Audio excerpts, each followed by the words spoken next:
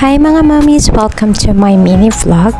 Para sa mga damit ni baby, bumili kami ng 5-layer na mega box. 1,000 lang yan sa marketplace.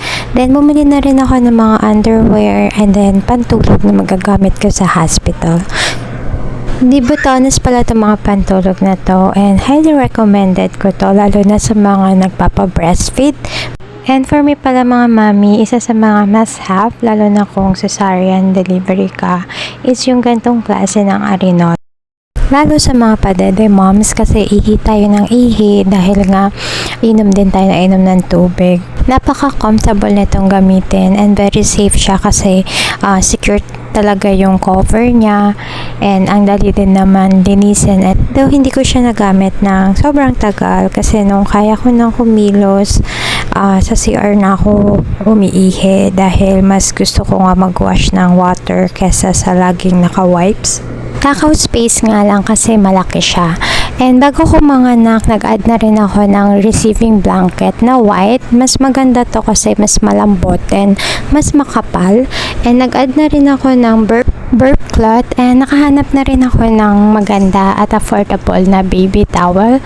So, very absorbent yung tela niya. Bumili na rin ako ng aftershots ointment sa Tiny Buds and yan naman is nipple nursery. And ganito naman yung nabili kong baby crib para sa may maliit na space at yung bath essential ni baby. And after ko ma-plancha yung mga damit ni baby, naglagay na rin ako ng mga set na damit sa ziplock para hindi mahirapan si daddy. So nilagyan ko na rin ng mga label yan. So each ziplock may diaper, receiving blanket, may pajama, may onesie na long sleeve, short sleeve at saka sleeveless, and meron na rin booties, mittens, saka bonnet. Yan naman yung mga dadalhin namin sa hospital. So, instead of baby bag, bumili na lang ako ng diaper caddy kasi feeling ko mas magagamit namin to everyday. Pag newborn naman, hindi naman pa pwedeng lumabas. So, kaya ito na rin yung dinala namin sa hospital kasi mas madaling makikita ni daddy yung mga gamit ni baby and madali niya ring maliligpit. Mas madali din kung sa ganyan nyo ilalagay yung cotton pads and cotton balls. Mas madaling nakakakuha si daddy pag nililinisan niya si baby.